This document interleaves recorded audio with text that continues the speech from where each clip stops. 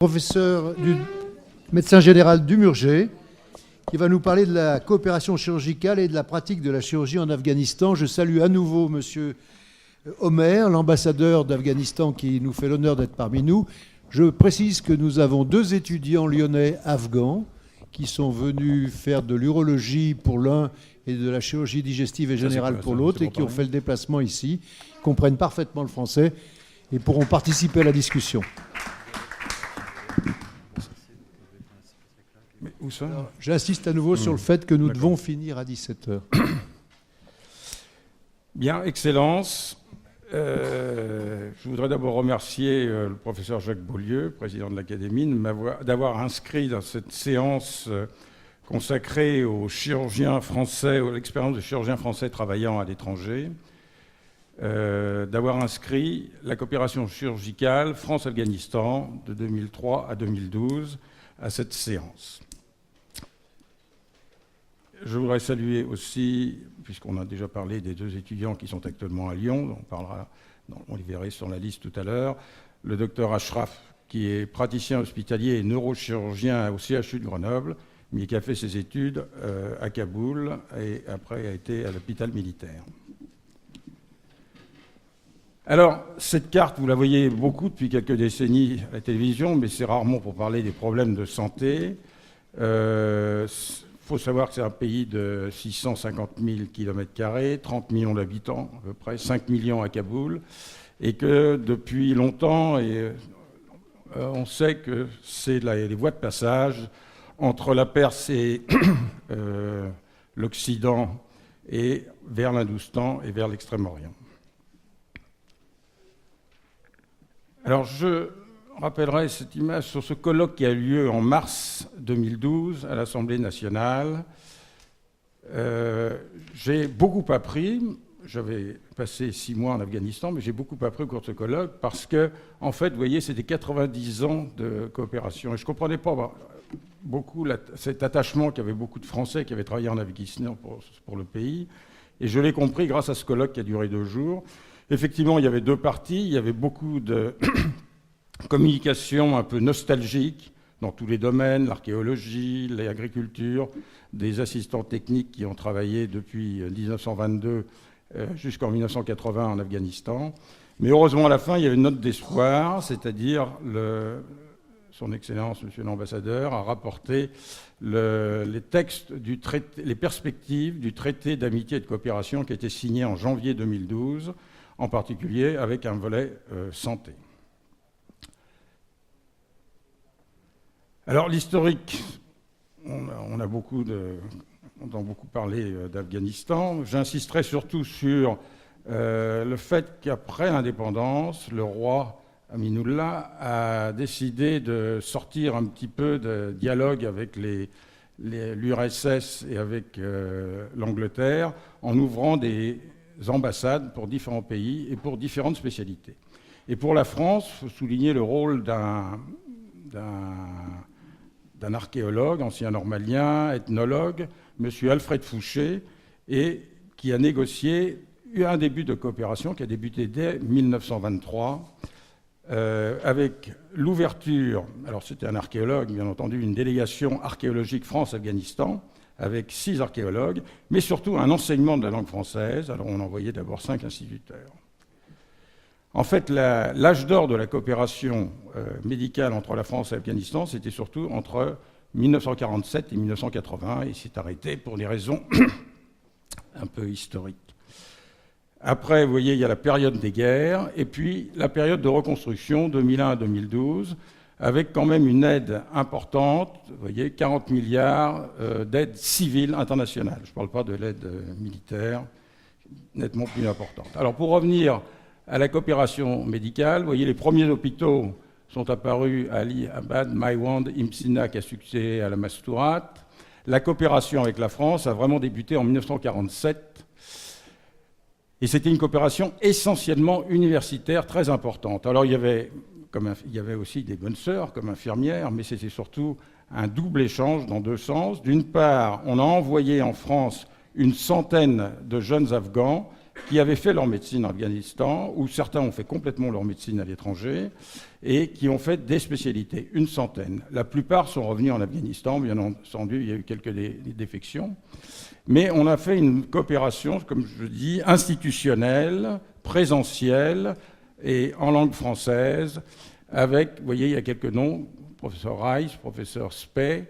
Et il faut savoir qu'après 1974, comme les jeunes spécialistes afghans sont venus en Afghanistan, eh bien, il n'y a plus besoin de permanents français à l'université de Kaboul, et il y avait simplement des missions de courte durée. Je saluerai les quelques urologues que j'ai connus, que j'ai bien connus, comme le professeur Alain Charbon et surtout notre ami Albert Le Riche qui nous a quittés il y a quelques mois.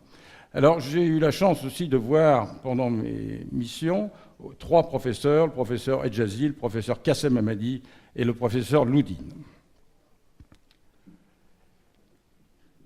Alors, après 1980, vous avez lu les journaux, il y a eu cette période glorieuse des French doctors, parce qu'on ne pouvait plus tellement, encore qu'il y avait des Français qui allaient, dans le cadre du CICR, à l'hôpital Cartessé. Mais enfin, en gros, cette coopération se faisait plutôt vers les frontières, avec toutes ces ONG, ce qu'on appelait les French doctors. Il y a eu beaucoup de films, il y a eu beaucoup de livres, donc je ne m'étendrai pas là-dessus.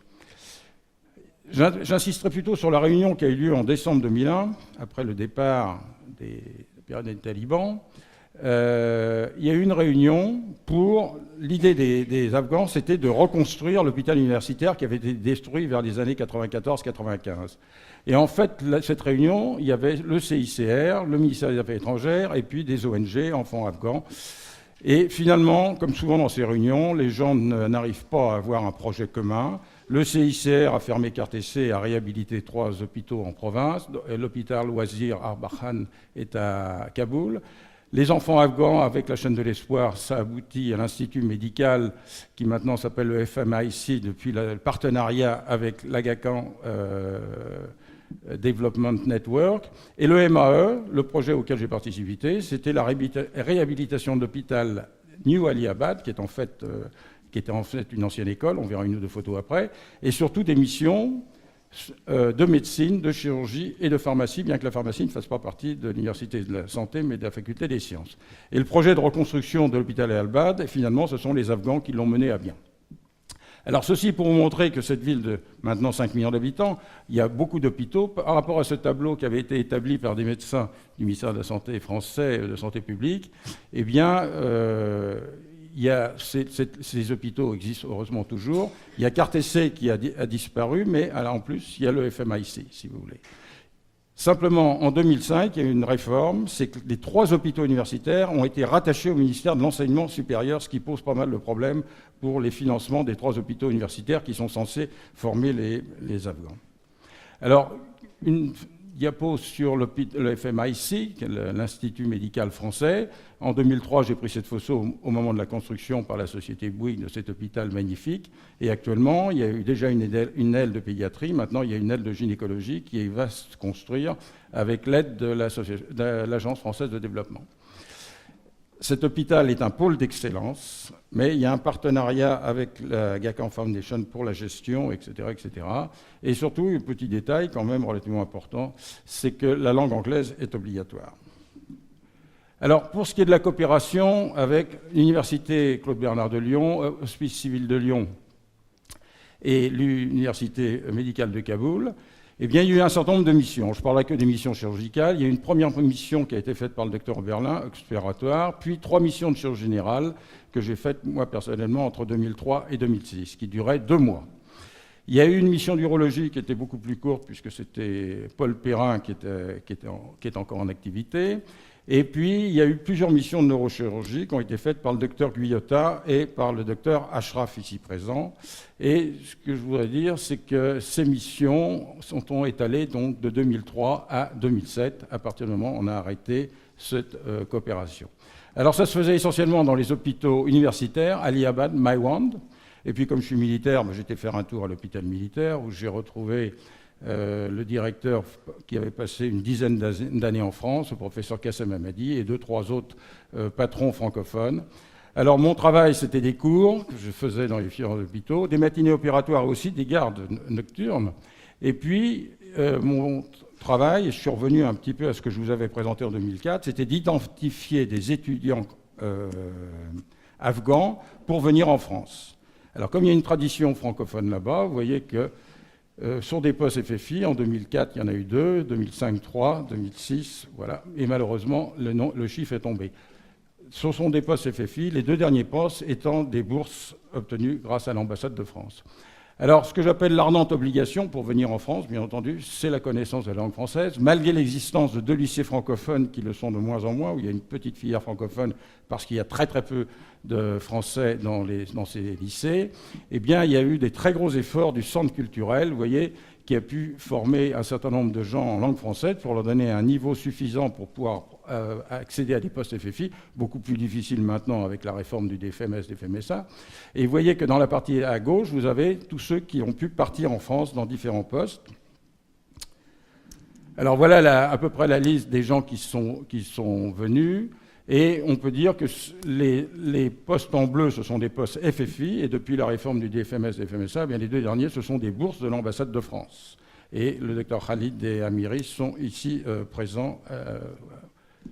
Je suis sous haute surveillance. Alors, quelques photos. En haut à gauche, vous avez l'entrée de l'hôpital du New Aliabad, où il n'y a plus que des services de médecine, qui est une ancienne école. Vous avez le service d'urologie, vous voyez, qui est assez rustique, puisqu'il fait très chaud l'été, mais il fait aussi très froid l'hiver, avec le poêle à sueur pour chauffer l'eau. Et là, comme en tant que militaire, je suis allé un peu à l'ISAF et j'ai ramené l'antenne chirurgicale qui avait du mal à sortir, pour de multiples raisons, même en 2003. Et là, je suis avec le docteur Charpentier et toute une équipe de l'antenne chirurgicale pour discuter dans le service d'urologie. Je vous ai dit, les Afghans ont réussi à reconstruire, c'était vraiment l'idée du professeur Edjazi, qui est président des hôpitaux universitaires. L'hôpital universitaire qui a été détruit, en fait, il avait brûlé, les murs étaient encore là, qui a été réhabilité et inauguré en 2009. Et ici, en bas, vous avez le professeur Farid Adel, qui est venu d'ailleurs au congrès de chirurgie, et le professeur Samia, qui sont en train d'opérer dans le nouveau bloc opératoire, qui en fait a été réhabilité par rapport à ce qui existait avant 1995. Là, les 2 premiers FFI qui sont venus en France, vous voyez, du côté de Charikar, là, dans la plaine de Chamali. En haut, vous avez l'entrée de l'hôpital Maïwan, l'autre hôpital universitaire. En bas, je suis l'hôpital militaire dans le service d'urologie. Et là, je suis invité chez mon ami Yacoub Nourzaï, qui est urologue et qui a fait une année en France au Val-de-Grâce et qui est aussi membre correspondant de l'Association française d'urologie. Là, c'est très important, alors là, vous avez un des nombreux amphithéâtres de la faculté de médecine, c'est très important, ces étudiants, de les suivre.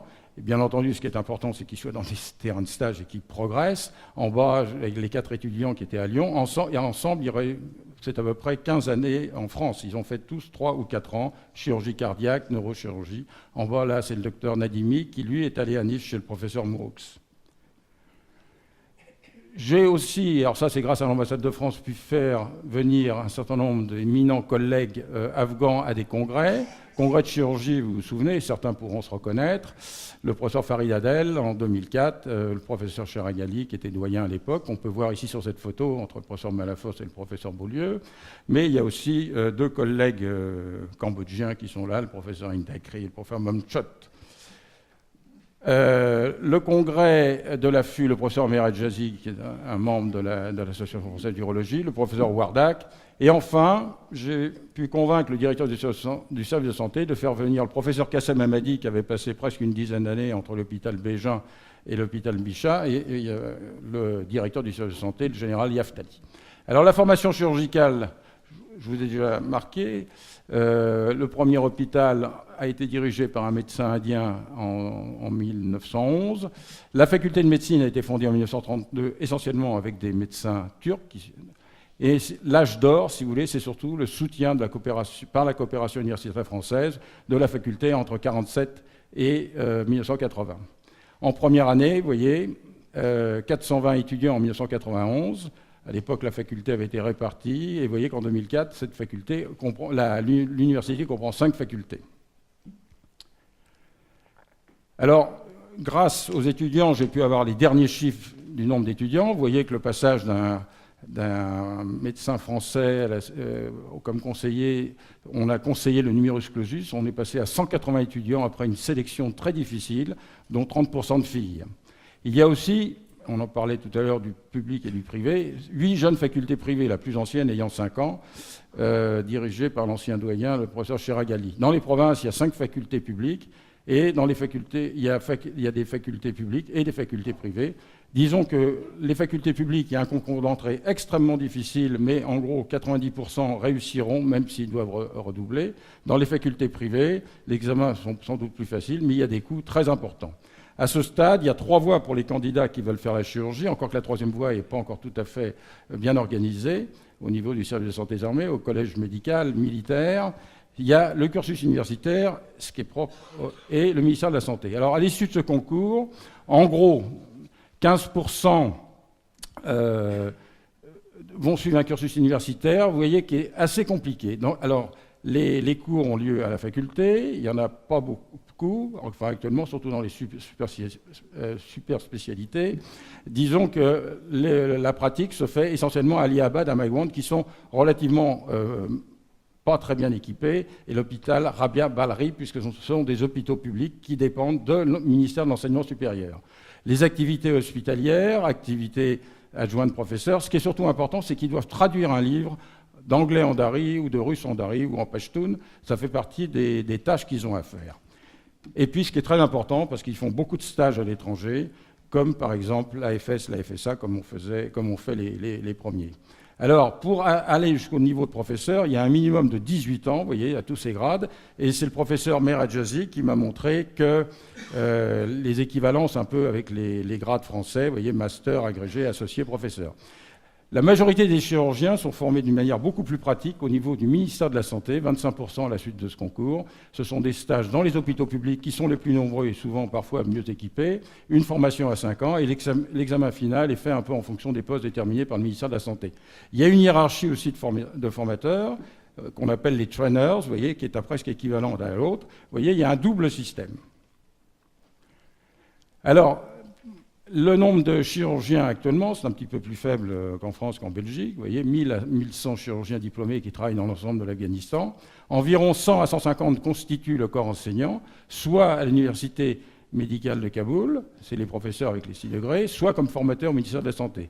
Ils font beaucoup de stages à l'étranger, alors en France avant 1980, pour la majorité d'entre eux, puis après en URSS, puis après de nouveau en France, au Canada et dans d'autres pays, avec parfois quelques défections. Mais sur les 12 qui ont été envoyés, vous voyez, dans la formation UCBL, HCL, finalement, 10 sont restés en Afghanistan. Quand je dis à Lyon, c'est aussi à Grenoble et à Saint-Étienne.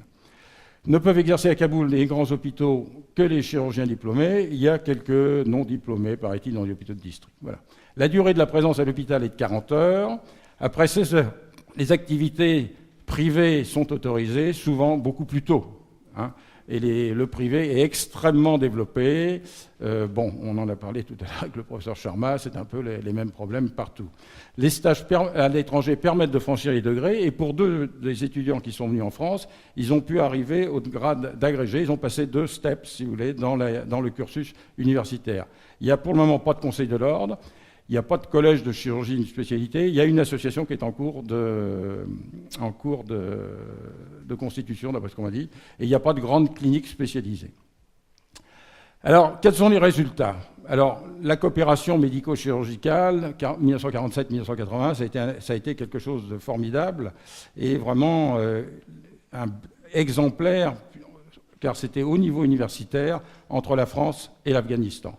Malheureusement, ça s'est interrompu en 1980. Après, il y a eu cette période des French Doctors qui a été très importante. Ça a été la passerelle, si vous voulez, parfois très courageuse, des médecins, des chirurgiens d'ONG jusqu'à 2001. Et puis après, maintenant, disons que le projet d'avenir, c'est celui animé par Deloche, Chesson et d'autres ONG, c'est le FMIC qui est en partenariat avec, bien entendu, avec l'Aga Khan Foundation. Alors, si on parle des résultats du projet HCL, UCBL, MAE, si vous voulez, dans le domaine de la chirurgie, en fait, je n'ai fait qu'appliquer ce que je vous ai présenté en 2004, c'est-à-dire le modèle cambodgien. Il y avait une cellule santé, je connaissais un réseau de collègues en France pouvant recevoir des étudiants cambodgiens. Je vous rappelle pour mémoire qu'actuellement pour le Cambodge, grâce à ce système, entre 1999 et 2012, c'est près de 500 FFI qui sont venus en France, dont 128 dans les spécialités chirurgicales. Je voulais un petit peu faire ça en Afghanistan. Malheureusement, les choses ont été interrompues. Finalement, il n'y a eu que 12 FFI qui sont venus. Moi, ma dernière mission, c'était en 2006. Je continue à correspondre avec eux. Et il y a eu aussi cette participation au congrès. Alors, vous voyez, il y a eu différentes étapes. Et vous voyez que la santé était très importante. Alors, je voudrais terminer par cette conclusion. Les résultats ont été variables pour la médecine, pour la radiologie. Dans le domaine de la chirurgie, je vais résumer les résultats. On aurait pu aller beaucoup plus loin. Je crois qu'il faut terminer sur une note optimiste. Je crois qu'il reste une place pour cette coopération chirurgicale institutionnelle, francophone, présentielle, grâce au traité d'amitié et de coopération entre la France et l'Afghanistan. Elle pourrait se faire d'une part par des missions techniques intermittentes de professeurs français dans les hôpitaux universitaires afghans. Alors ça, évidemment, c'est à organiser. Et puis, il y a un gros obstacle pour les post-FFI. On ne sait pas le moment et ni le lieu d'en parler là. C'est cette réforme du DFMS, DFMSA, qui est assez préjudiciable pour les étudiants afghans, bien qu'ils fassent des efforts considérables pour apprendre français. Les étudiants qui ne sont pas passés par le lycée Istiklal ou le lycée Malalai vont suivre des cours au CCF à Kaboul. Vous voyez, l'hiver, il y a -20, l'été, il y a plus 40, pour schématiser. Des fois, des cours le matin entre 5h30 du matin et 7h30 pour acquérir ce niveau de français suffisant pour venir en France. Donc je crois qu'il reste une note d'espoir et je vous remercie. Merci beaucoup. Le tableau, tu nous as dressé un tableau très influencé par la France. On est heureux d'avoir ici quelques étudiants qui pourraient éventuellement s'exprimer. J'ai pu discuter beaucoup avec Khaled Ibrahim, qui est là, et qui est loin d'être pessimiste pour l'avenir. Il m'a décrit l'avenir de manière assez ambitieuse pour lui. Avez-vous des questions ou des remarques? Oui, monsieur Dubois. C'est plutôt pessimiste. En 1958, j'étais à l'UCLA à Los Angeles et à l'occasion du déjeuner, le doyen a pris la parole. D'une part, il a annoncé le 18e prix Nobel de la faculté, de l'université, et d'autre part, il a présenté le ministre de la Santé de l'Afghanistan qui était là et qui était venu demander une aide interuniversitaire avec l'UCLA. Et le doyen a cru nécessaire de dire, vous comprenez, ils viennent parce qu'actuellement la coopération est avec la France et vous comprenez qu'ils aient envie de changer. Réponse. Je crois que la coopération doit se faire avec plusieurs pays, il n'y a aucun problème. C'est un peu comme ce qui se passe au Cambodge et dans d'autres pays. Disons que là, entre 1947 et 1980, il y avait une coopération prédominante avec les universités françaises, essentiellement après un accord qui a été signé par le doyen Sierre de Lyon avec le professeur Anouari, qui était le doyen à l'époque de Kaboul. Ça a été signé en 1957, et disons qu'il n'y aurait pas eu ces interruptions, ces événements historiques qui seraient continués, majoritairement avec la France, mais bien entendu, il faut développer avec tous les pays de la région, en particulier l'Inde. Il y a des liens très très forts entre l'Inde et l'Afghanistan. Actuellement, au FMIC, c'est plutôt un partenariat avec l'Aga Khan Foundation, qui est plutôt Pakistan, le Karachi. Je crois malheureusement que les conditions de vie ont changé tellement après la guerre qu'un certain nombre de ceux qui ont été formés en France, et j'ai l'occasion de discuter souvent avec un de mes amis lyonnais qui a travaillé longtemps à Kaboul, la vie était très agréable, le niveau des médecins très élevé, il se pratiquait une médecine de qualité. Malheureusement, au moment de la guerre, ils sont partis. Ils ont quitté l'Afghanistan et ils sont maintenant aux États-Unis ou en Australie. Et c'était autant de pertes que ces médecins formés en France et qui sont partis d'Afghanistan. Si vous voulez dire un mot, monsieur l'ambassadeur. Monsieur le Président, d'abord je vous remercie de m'avoir invité. C'est un grand plaisir de vous entendre. Et monsieur Dubéjek, c'est vraiment, il a brossé la coopération entre l'Afghanistan et la France. Vous savez, c'est une histoire très riche que nous avons entre les deux pays. Et nous sommes très confiants que cette histoire va continuer. La coopération va continuer non seulement dans le domaine de médecine, qui est très importante, et que vous l'avez bien aussi mentionné, dans le domaine culturel, parce que les Afghans maintenant commencent à apprendre le français. On a le lycée Istiklal, qui est pour les jeunes hommes, et le lycée pour les filles, et aussi d'autres provinces. Comme vous savez, il y a 8 vice-gouverneurs qui sont à Paris maintenant, en formation. Et ils veulent réclamer chacun dans leur province avoir un lycée ou au moins une école de langue française, qui est difficile, mais nous sommes très optimistes. Et je vous remercie encore une fois pour votre optimisme. Monsieur le Président, nous sommes très optimistes que cette coopération va continuer. Merci. Merci. Bien, sur ces paroles, je te remercie encore, Claude, et on te félicite. Alors... Allez-y, allez-y.